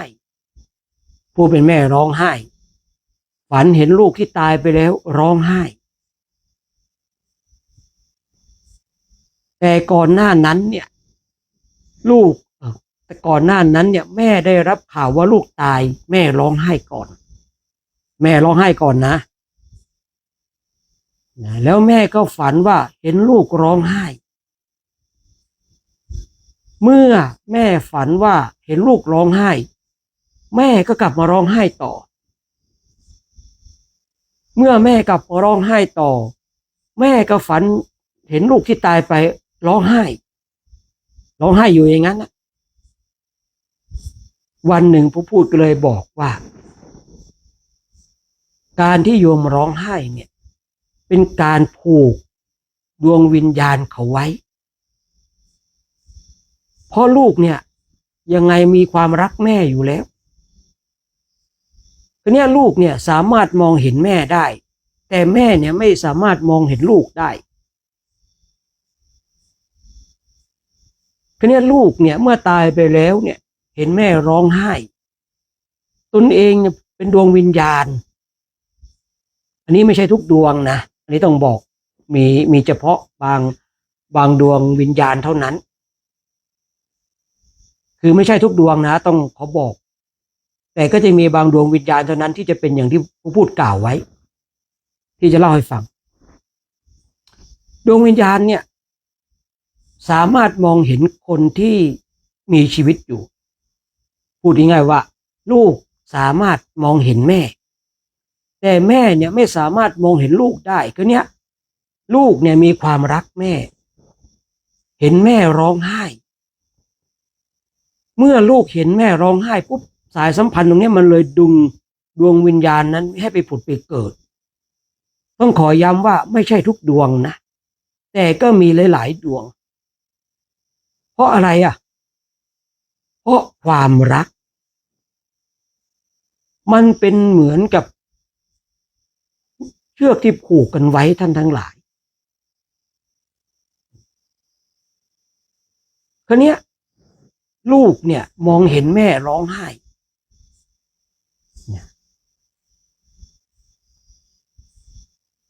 แม่ฝันเห็นลูกว่าร้องไห้ย้อนกลับไปในตอนต้นว่าในวันที่ลูกตายเนี่ยแม่ร้องไห้ก่อนนะแม่ร้องไห้ก่อน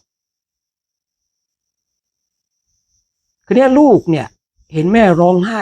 ก็ร้องไห้ตามโอ้ยเราเนี่ยไม่น่ามาตายเลยเรายังไม่ทำสิ่งดีๆให้กับแม่เลยนะก็เลยร้องไห้คือเนี่ยผู้เป็นแม่ไม่สามารถที่จะมองเห็นลูกได้แต่สายสัมพันธ์เนี่ยและก็จิตที่มีความห่วงหาอาทรเนี่ยก็เลยฝันไปเห็นลูกร้องไห้คือเนี่ยเมื่อผู้เป็นแม่ฝันว่าลูกร้องไห้เนี่ยก็คิดว่าโอ้ยลูกของตนเองเนี่ยได้รับความทุกข์ทรมานเสียชีวิตไปเนี่ยได้รับความทุกข์ทรมาน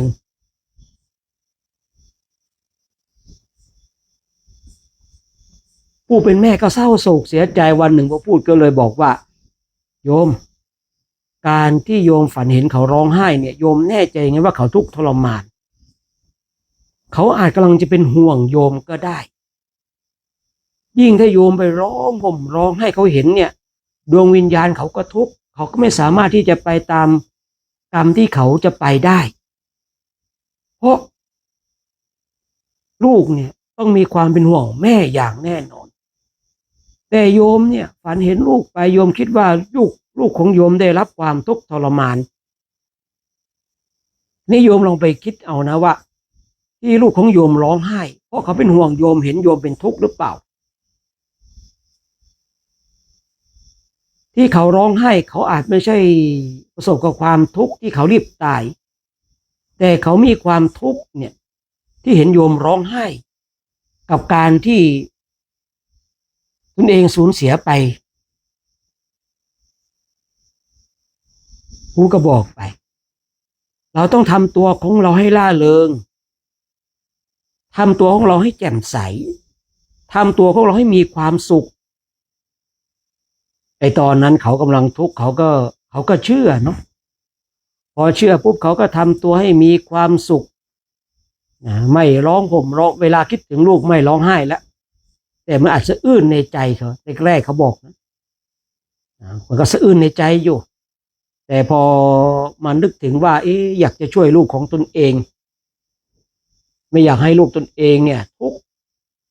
ตนเองเลยทำตัวให้เองมีความสุขเมื่อตนเองมีความสุขวันหนึ่งเขาฝันเห็นลูกของเขายิ้มแย้มแจ่มใสท่านทั้งหลายวันหนึ่งเนี่ยเมื่อชีวิตเขาเนี่ยเขาแบบยิ้มแย้มแจ่มใสเขาไม่ร้องห่มร้องไห้วันหนึ่งเนี่ยเขาเนี่ยฝันเห็นลูกของเขาหน้าตายิ้มแย้มแจ่มใสแต่งเสื้อผ้าใส่เสื้อผ้านี่สวยหน้าตายิ้มแย้มแจ่มใสโยมคนนี้เขาก็กลับมาหาอีกมาบอกอีกมาเล่าให้ฟังพูดก็เลยบอกว่าเนี่ยเขาเห็นโยมเป็นสุขก็จีเขาก็เลยยิ้มแย้มแจ่มใสถ้าโยมยังทุกข์อยู่ยังร้องห่มร้องไห้ด้วยความเป็นลูกเห็นพ่อแม่เห็นแม่ร้องห่มร้องไห้เนี่ย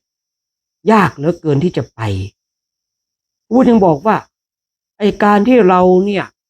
สูญเสียของที่เรารักชอบใจเนี่ยมันเป็นคติที่ผิดคือไม่ใช่ว่าไม่ให้เราเสียใจนะมันเป็นเรื่องปกติแต่ว่า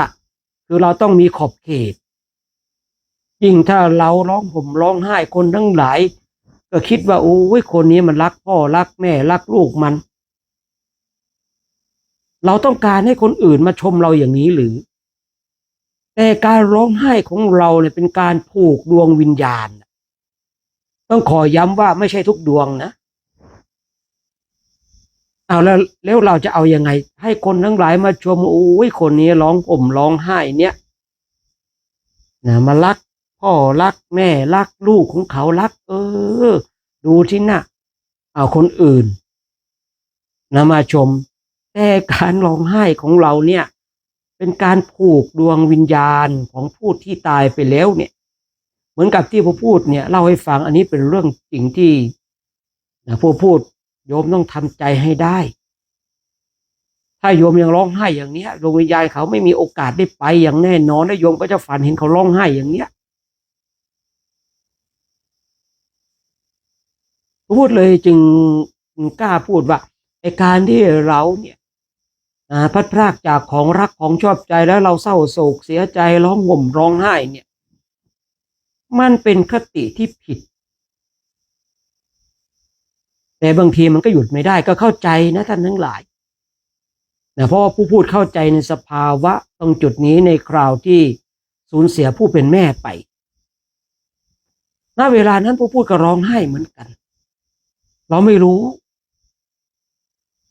มาเข้าใจตอนที่บวชแล้วท่านทั้งหลายมาเข้าใจตอนที่บวชแล้วไอ้ก่อนหน้านั้นเราก็ไม่รู้นี่นะแล้วก็ร้องห่มร้องไห้เหมือนกันเศร้าโศกเสียใจ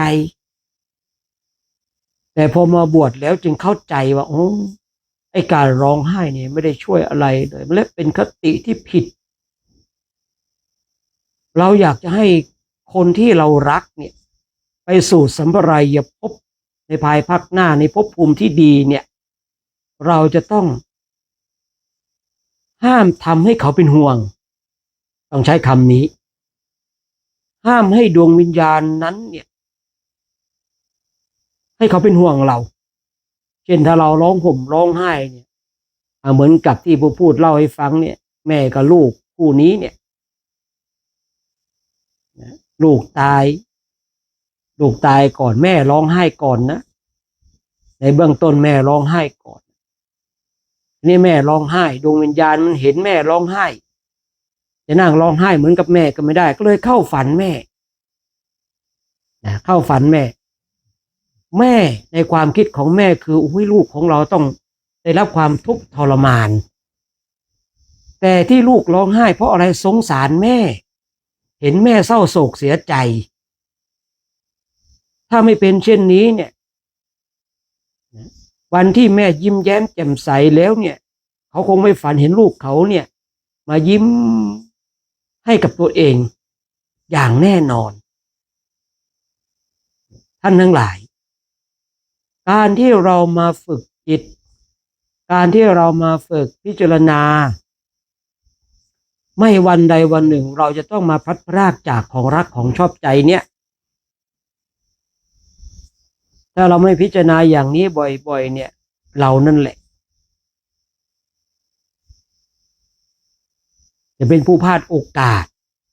หรือว่าเรานั่นแหละจะเป็นผู้ที่คือดึงดวงวิญญาณให้เขาไปผุดไปเกิดนะ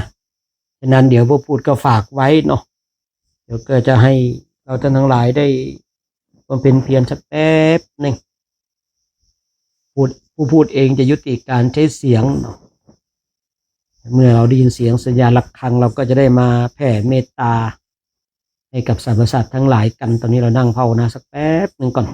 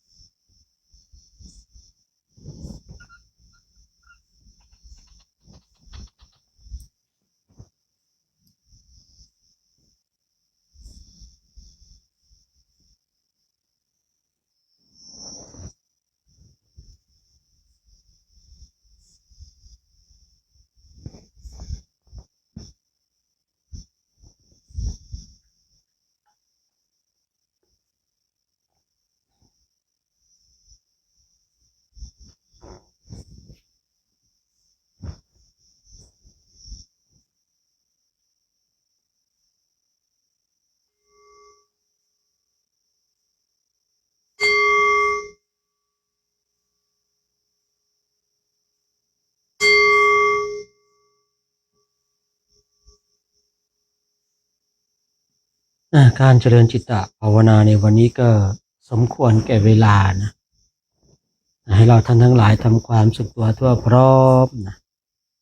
น้อมจิตน้อมใจจิตที่เป็นบุญเป็นกุศลเราจะได้ร่วมกันแผ่เมตตาให้กับสรรพสัตว์ทั้งหลายที่เป็นเพื่อนทุกข์เกิดแก่เจ็บตายของเรานะให้เราท่านทั้งหลายว่าตามนะ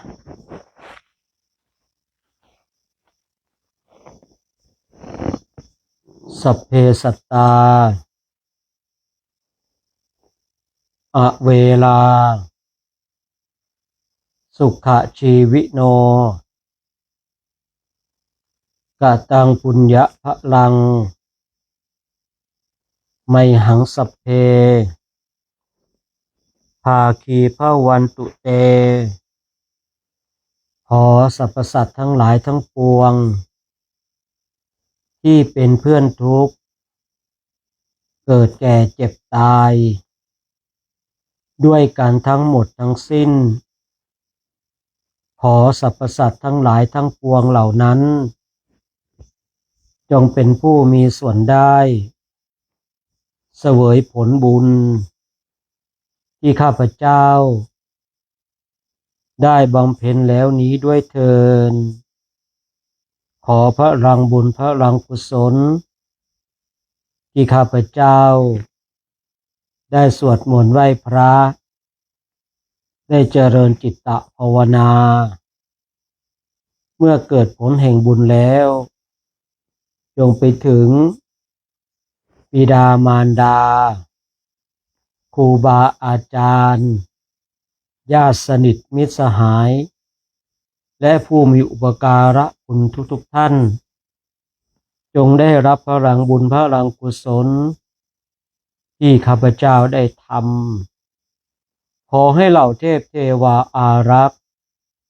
ทั้ง16ชั้นฟ้า15ชั้นดินสิ่งศักดิ์สิทธิ์ที่อยู่ในสากลโลกนี้จงได้รับพลังบุญพลังกุศลที่ข้าพเจ้าได้ทำขอให้เปรตอสุรกายสัมภเวสีสัตว์ที่มีเท้าก็ดีสัตว์ที่ไม่มีเท้าก็ดีแม้แต่เจ้ากรรมในายเวรทั้งหลายจงมาร่วมอนุโมทนาบุญกุศลที่ข้าพเจ้าได้ทำสัตว์ใดที่มีความทุกข์ขอให้พ้นจากทุกข์สัตว์ใดที่มีความสุขขอให้สุขยิ่งขึ้นไปด้วยเถิด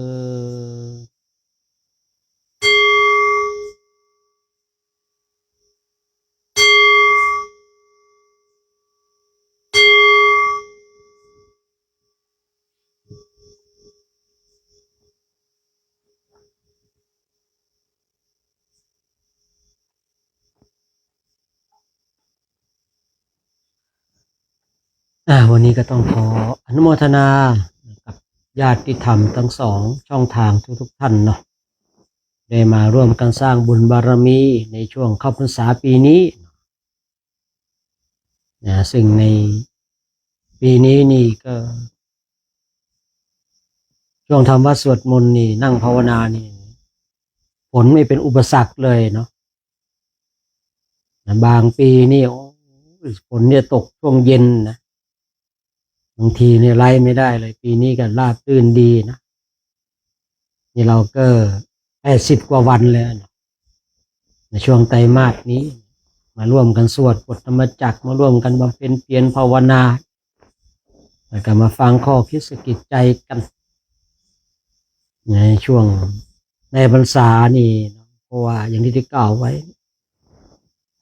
คณะพระสุสงฆ์เขาก็จะจำพรรษากันอยู่วัดอย่างเป็นประจำ3 เดือนก็เลยเป็นโอกาสโชคดีของญาติโยมเนาะบางทีก็ทำให้เราได้มีโอกาสที่ร่วมสร้างบุญสร้างบารมีกันนะสร้างเหตุสร้างปัจจัยนะสร้างทั้งทรัพย์ภายนอกและทรัพย์ภายในของเราให้เกิดขึ้นในวันนี้ก็เลยนำเรื่องบางทีก็มาจบเรื่องของการร้องไห้นะคือเราต้องให้คือจะขอย้ำไม่ใช่ว่าคือไม่อยากว่าให้เราเนี่ยถือกติกันผิดๆนะในบางทีเราเนี่ยของที่เรารักจากเราไปเราต้องร้องไห้แต่ถ้าของนั้นมันไม่มีชีวิตจิตใจเช่นสิ่งอื่นๆนี่ก็โอเคอยู่นะแต่ถ้าว่ามีชีวิตมีจิตใจว่าหมาว่าแมวไม่ว่าคนคือการที่เราร้องไห้บางทีก็เป็นการที่เราผูกจิตเขาไว้ไม่ให้เขาไปผุดไปเกิดนะต้องขอย้ำนะต้องขอย้ำว่าไม่ใช่ทุกดวงจิตนะไม่ใช่ทุกดวงวิญญาณนะคือมันต้องดูองค์ประกอบหลายๆอย่างนะดูองค์ประกอบหลายๆอย่างบางทีบางคนเดียวฝันไปแล้วเห็นคนที่ตายไปร้องห่มร้องไห้อย่างเงี้ยนะไอเราก็คิดว่าโอ้ตายไปเนี่ยเขาได้รับความทุกข์ทรมานแน่ๆเลยแต่ที่ไหนได้ที่เขาร้องไห้เนี่ยเพราะเขาเป็นห่วงเราอ่ะมันต่างความคิดกันใช่หรือเปล่าบางทีเราฝันเห็น คนที่ตายไปร้องไห้อย่างเงี้ยนะเราคิดโอ้โหตายไปเนี่ยสงสัยได้รับความทุกข์ทรมานยังร้องไห้แต่ดวงวิญญาณเนี่ยคิดยังไงไม่ได้ร้องไห้เพราะสงสารเราเนาะสงสารคนมีชีวิตอยู่เป็นห่วงคนมีชีวิตอยู่มันก็เลยเป็นเรื่องของการผูกนะผูกซึ่งกันและกันนะไม่ให้คือไอ้เราก็เลยจมว่าความทุกข์ไอ้ดวงวิญญาณก็ไปไหนไม่ได้อีกนะมันเป็นอย่างนั้นสมัยก่อนเนี่ยผู้พูดเองที่ยังแบบไม่เข้าใจสิ่งเหล่านี้เรื่องเหล่านี้เนาะถ้าคนตายไปแล้วเนี่ยมันก็ต้องไปตามเวรตามกรรมเพราะเราได้ยินอย่างนั้นใช่หรือเปล่าตายไปแล้วมันต้องไปตามเวรตามกรรมเนี่ยจะมาห่วงหาอาทรจะมาแบบสิงอยู่ที่บ้านไม่ได้หรอกจะมาเป็นดวงวิญญาณเล่ร่อนไม่ไปผุดไปเกิดไม่ได้หรอกสมัยก่อนมีความเชื่อเช่นนั้นนะเพราะเราได้ยินมาอย่างนั้นเป็นคารวะก็ได้ยินเรื่องเหล่านี้บ่อยๆนะแม้แต่บวชมาแรกๆเองเนี่ยได้ยินพระพูดเราก็มีความเชื่อเช่นนั้นแต่พอวันหนึ่งมาเข้าใจอ๋อมันต้องแยกเป็นกรณีไปเป็นรายบุคคลไปไม่ใช่ว่าคือมันจะเป็นมาตรฐานเหมือนกันหมดเลยไม่ใช่นะเพราะว่าบางคนตายไปตายไปปุ๊บเป็นเทวดาเลยอย่างเงี้ยบางคนตายไปปุ๊บเป็นพรหมเลยอย่างเงี้ยบางคนตายไปเป็นเปรตเลยอย่างเงี้ยแต่บางคนตายไปเป็นอสุรกายเลยบางคนตายไปก็ตกนรกเลยบางคนตายไปก็ไปเป็นหมูหมากาไก่เลยอย่างเงี้ยบางทีเนี่ยสัตว์ที่อยู่ในบ้านของเราเนี่ยก็ประทานอภัยนะต้องว่าเช่นนี้บางทีไอ้นี่ญาติของเราทั้งนั้นเลยท่านทั้งหลายไอ้หมูหมากาไก่ที่เราเลี้ยงเนี่ยนะยิ่งถ้าไอ้ตัวไหนเรารักเป็นพิเศษเนี่ยหมูหมากาไก่ทั้งหลายนะสัตว์เลี้ยงทั้งหลายเนี่ยยิ่งให้ตัวไหนถ้าเรารักเป็นพิเศษนะมันจะมีสมมติว่าเลี้ยงสุนัขไว้10 ตัวมันก็จะมีตัวหนึ่งหรือ2 ตัวที่เราแบบแหมรู้สึกรักมากประมาณนั้นนะนั่นให้เรารู้เลยว่านั่นคือญาติที่ใกล้ชิดของเรามากๆเลยนะเพราะว่าคนที่ตายไปเนี่ยบางทีเนี่ยเนาะบางทีเขาก็ไปเกิดตามสถานที่ต่างๆบางทีเนี่ยบางคนตายไปแล้วเนี่ยดวงวิญญาณก็เล่ร่อนดวงวิญญาณก็ไปไหนไม่ได้บางทีก็เป็นห่วงเนี่ยห่วงทรัพย์สินเงินทองห่วงลูกห่วงหลานอย่างเงี้ยนะก็เลยไปไหนไม่ได้พอบวชมาเลยประมาณสักพรรษาคือพรรษา5พรรษา6ขึ้นมามันเข้าใจอะไรได้เยอะพรรษา5พรรษา6เนี่ยตั้งแต่พรรษา5มาเนี่ยมันจะเข้าใจอะไรชัดเจนตั้งแต่พรรษา5ขึ้นมานะไล่มาขึ้นมาเนี่ยมันจะทำให้เข้าใจอะไรหลายๆอย่าง1 2 3 4นี่มันยังไม่เข้าใจอะไรเลยนะไม่เข้าใจอะไรเลยยังมีความเชื่อตามที่เขาพูดกันบอกกันนะเนาะอีกว่าโอ้ยคนตายไปแล้วจะมาร้องห่มร้องไห้ได้อย่างไรนะเป็นไปไม่ได้หรอกเคยได้ยินนะเราก็เชื่ออย่างนั้นเพราะว่าคือคนอื่นเขาพูดนะเนาะบางทีบางคนเขาแบบน่าเชื่อถือนะพูดด้วยความน่าเชื่อถือเราก็เชื่อนะ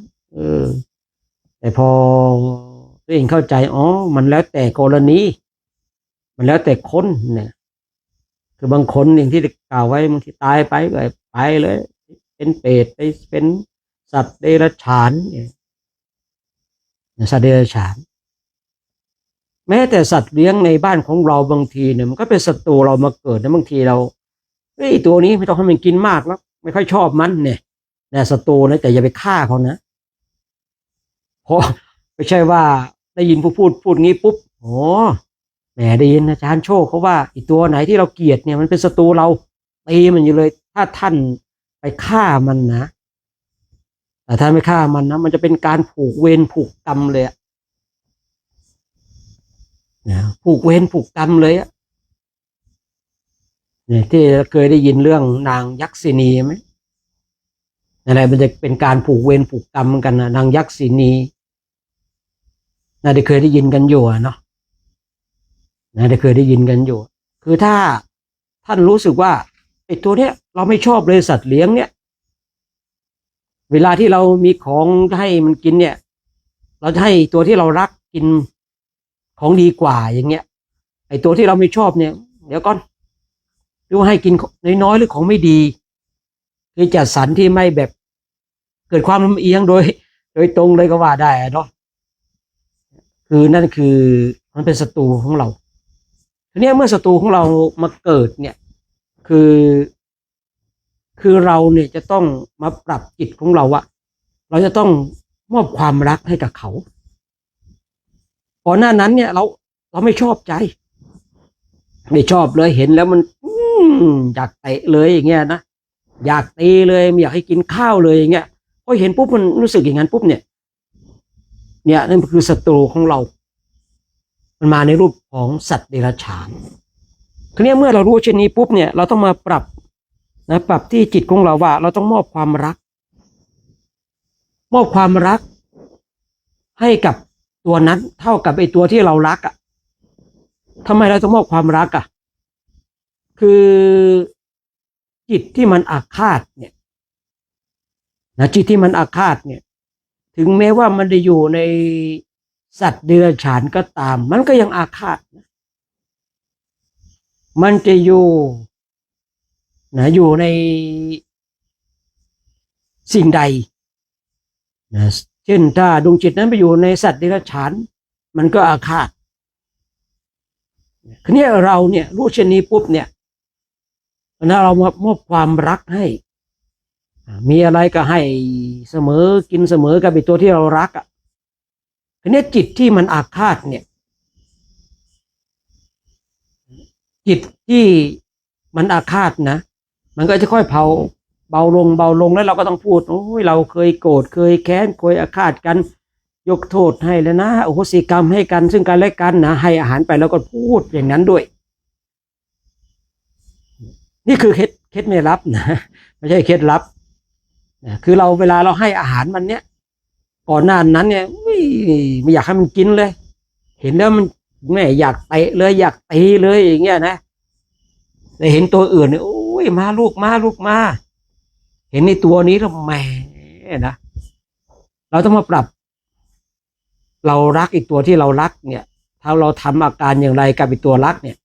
เราก็ต้องทำอาการเช่นนั้นกับตัวที่เราไม่ชอบแล้วเราก็พูดเราเคยเป็นคู่แค้นคู่อาฆาตกันมาชาตินี้เป็นชาติสุดท้ายเราไม่จองเวรจองกรรมนะอยู่ด้วยกันก็มาช่วยกันนะอย่ามาขัดขวางในเรื่องของการทำมาหากินเพราะว่าดวงจิตของพวกสัตว์เนี่ยบางทีมันอาฆาตแรงๆนี่มันส่งผลกระทบได้หลายอย่างเหมือนกันนะมันส่งผลกระทบได้หลายอย่างเหมือนกันเพราะว่าเมื่อมันมาเกิดอยู่ในบ้านของเราเนี่ยมันเกิดมาเพื่ออะไรเพื่อมาขัดขวางเพื่อเป็นการจองเวรจองกรรมสัตว์นี้จริงมันไม่ธรรมดาเหมือนกันนะท่านทั้งหลายผู้พูดเองเนี่ยเคยทดสอบนะคือถือไม้ไว้ข้างหลัง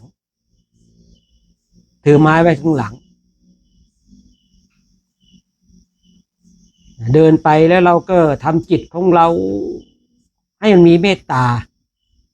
ทำจิตนะแต่ปากเนี่ยทำเสียงเอะอะโวยวาย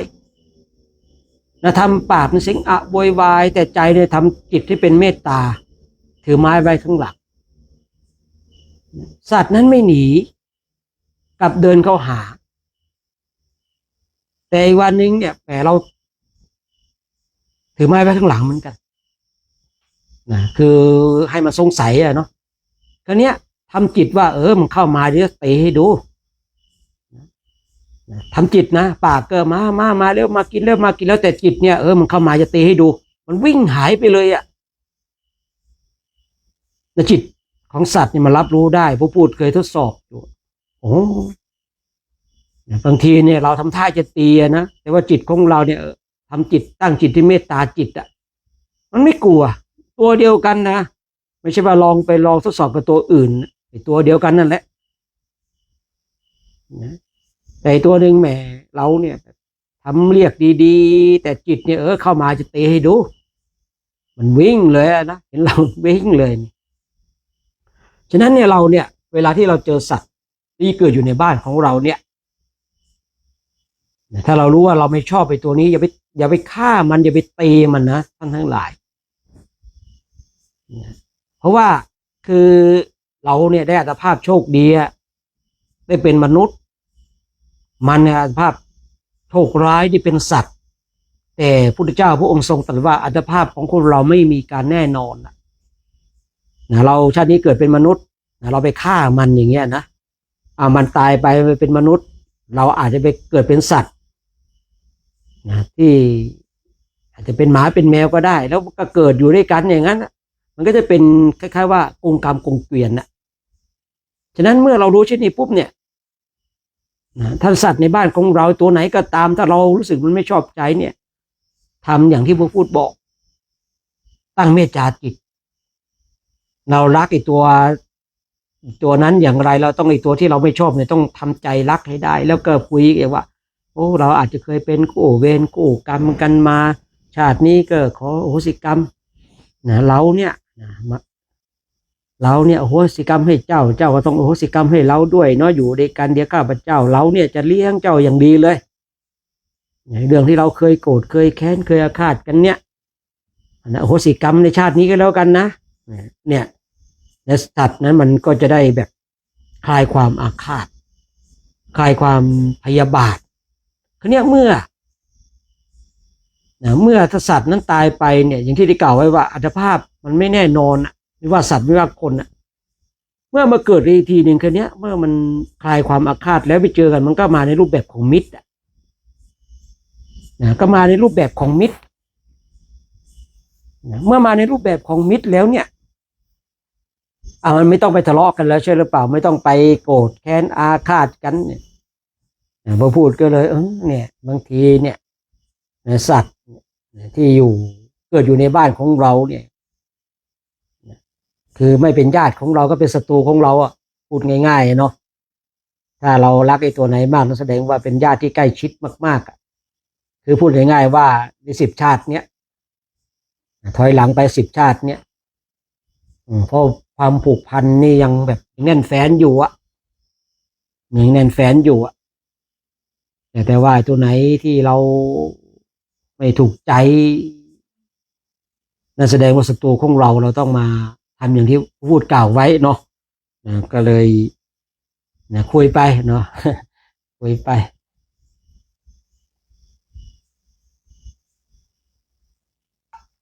เอาละเนาะวันนี้คุย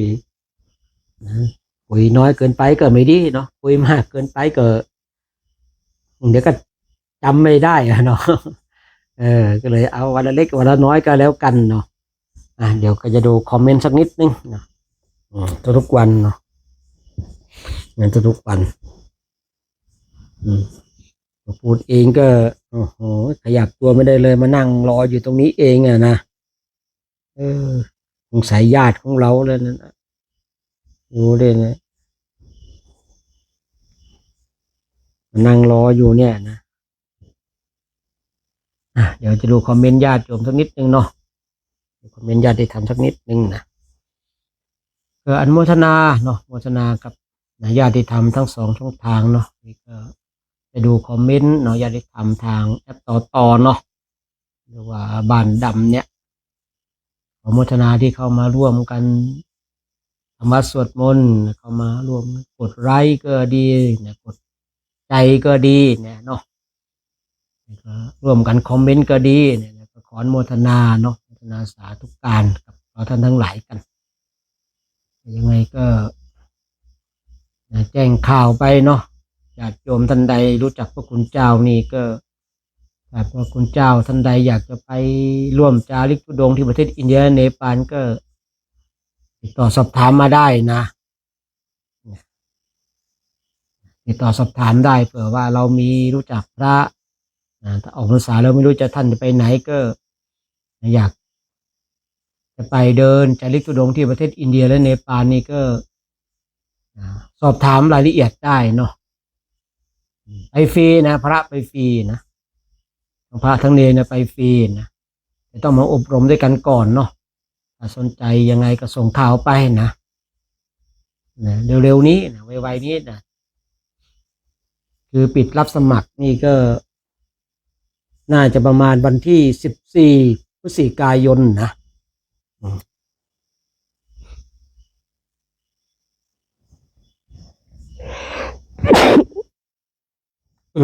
ขอประทานอภัยนะก็โมทนาเนาะกับญาติโยมที่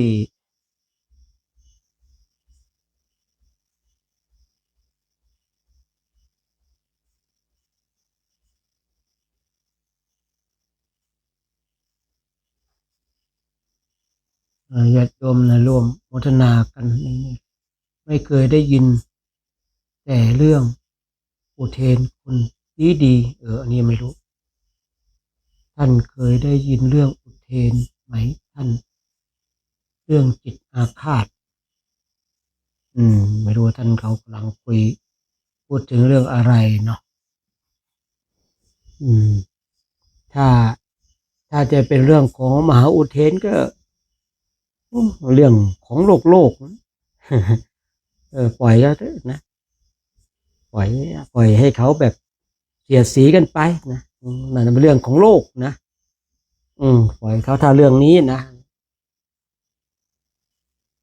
สาธุข้าเนี่ยสาธุครับเนี่ยนะโมทนากับญาติโยมที่ส่งของขวัญด้วยเนาะ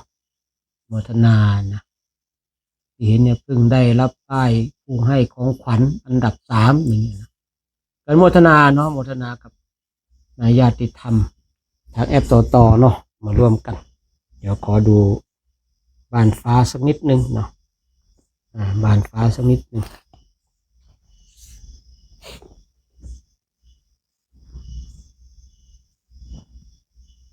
เท่าที่เห็นเด้อคอมเมนต์แรกเนาะวันนี้คอมเมนต์แรกก็คือคุณโยมสุกัญญาน้อมกราบน้อมกราบอนุโมทนาสาธุค่ะที่ทางบ้านฟ้านี่ที่ชื่อเพราะอะไรโดยส่วนมากก็จะคือติดตามมานานเนาะแล้วก็เข้ามาฟังบ่อยๆก็เลยพูดง่ายๆว่ารู้จักผู้พูดเนาะรู้จักผู้พูดส่วนแอปต่อนี่ก็คือไม่ได้คุยกับใครอะไรยังไงเลยนะก็เลยไม่กล้าอ่านชื่อเนาะแล้วก็คุณโยมคำจัดนะกราบสาธุเจ้าข้าแล้วก็คุณโยมอรัญญามาแล้วเนาะสาธุอนุโมทามิเนาะแล้วก็คุณอะไรเนี่ยนะส่งสติกเกอร์นมัสเตมาเนี่ยเนาะแล้วก็คุณโยมพรเนาะกราบสาธุข้าเนาะแล้วก็คุณโยมสุภาพันธ์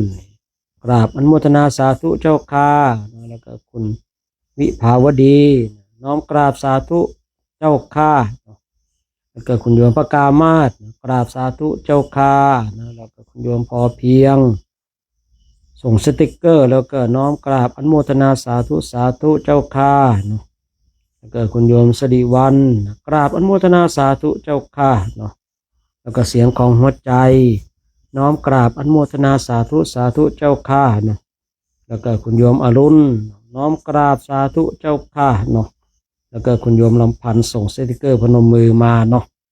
แล้วก็คุณโยมสมชายกราบสาธุครับพระอาจารย์แล้วก็หลวงพี่อมรเทพกราบอนุโมทนาบุญสาธุครับพระอาจารย์แล้วก็โยมท่านหนึ่งก็ส่งสติกเกอร์มาเนาะแล้วก็คุณครูพระนิดาน้อมกราบสาธุค่ะเนาะก็อนุโมทนาสาธุกับญาติธรรมทั้ง2 ช่องทางเนาะได้มาร่วมกันสร้างสรรค์สิ่งที่ดีงามมาร่วมกันทำวัดสวดมนต์มาร่วมกันเจริญจิตตภาวนามาร่วมกันเพราะสิ่งเหล่านี้เราทำเราก็เป็นผู้ได้เนาะ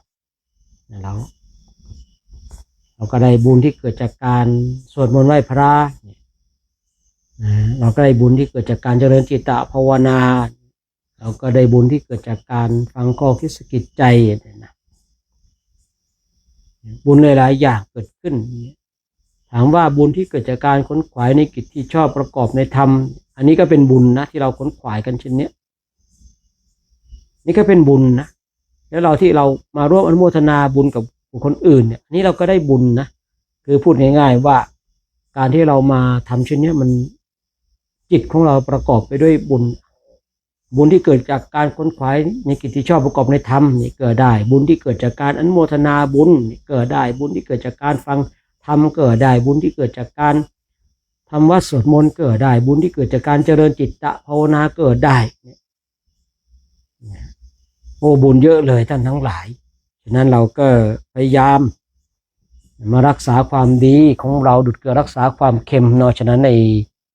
วันนี้เราคิดว่าสมควรแก่เวลาและขอสมุดยุติไว้เพียงเท่านี้ก็ขออ้างอิงนะคุณพระศรีพระรัตนตรัยเนาะจงปกปักรักษาให้เราท่านทั้งหลายจงมีความสุขมีความสงบมีความร่มเย็นที่สิ่งประการใดที่เป็นไปโดยชอบประกอบในธรรมแล้วก็ขอให้สิ่งนั้นจงสำเร็จจงสำเร็จจงสำเร็จในท้ายที่สุดก็ขอให้ได้มรรคสี่ผลสี่นิพพานหนึ่งทุกคนทุกท่านด้วยเถิ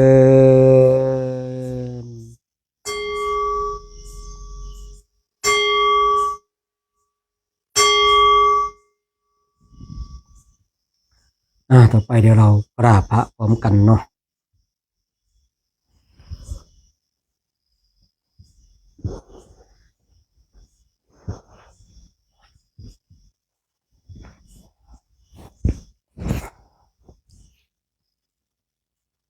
อะระหังสัมมาสัมพุทโธภควาพุทธังภควันตังอภิวาเทมิสวากขาโตภควตาธัมโมธัมมังนามัสสามิสุปฏิปันโนภควโตสาวกสังโฆสังฆังนะมามิมหาตาปิโตคุณังอหังวันทามิกุรุอุปชฌาย์อาจาริยาคุณังอหังวันทามิน้อมจิตน้อมใจกราบคุณครูบาอาจารย์พร้อมกัน3 ครั้งพร้อมแล้วกราบ